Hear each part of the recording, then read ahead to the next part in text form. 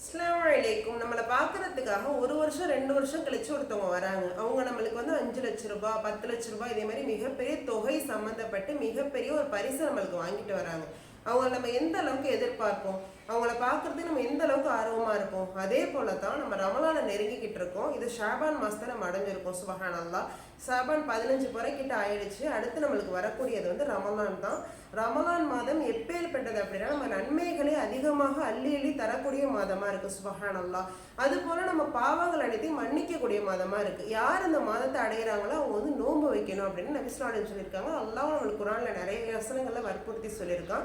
நம்ம இந்த மாதத்தை அடைஞ்சு கூட நோன்பு வைக்காம நம்ம சாதாரணமாக விட்டோம் அப்படின்னா நம்மளை விட ஒரு பாவி உலகத்திலே இருக்க முடியாது. நவுது பில்லாஹி மின்ஹு. அல்லாஹ் நம்மளை பாதுகாக்கணும். நம்ம அதிகமாக அல்லாஹும்ம பல்லிக் லனா ரமலான், அல்லாஹும்ம பல்லிக் லனா ரமலான் அப்படிங்கிற துஆவை நம்ம அதிகமாக ஓதிட்டே இருக்கணும். நம்ம ஒரு மனிதரை எந்த அளவுக்கு நம்ம எதிர்பார்க்குறோம் அப்படின்னா இந்த ரமலான் மாதத்திலே மிக சிறந்த புண்ணியமிக்க மாதம் அப்படின்னு அல்லாஹ் ஒவ்வொரு வசனத்திலையும் நம்மளுக்கு சொல்லி காட்டக்கூடிய மாதம். இன்னும் சிறப்பு வாய்ந்தது என்ன அப்படின்னா குரான் வசனம் இறங்கின மாதம். சுபஹானல்லாஹ், குரான் புத்தகமாக இறங்கினது, ஒவ்வொரு பாட்டாக இறங்கின மாதம் இது. சுபஹானல்லாஹ், எல்லாமே அருளியது அல்லாஹ் இந்த மாதத்துல தான். இந்த விஷயத்துலேருந்து நம்மளுக்கு என்ன தெரியுது அப்படின்னா நம்ம அதிகமாக இந்த மாதத்தில் நன்மை செய்யக்கூடியவர்களாகவும் இந்த மாதத்தை நல்ல முறையில் அடையக்கூடிய நல்லடியார்களாகவும் அல்லாஹ் நம் அனைவரையும் ஆக்கி அருள் புரிவானாக.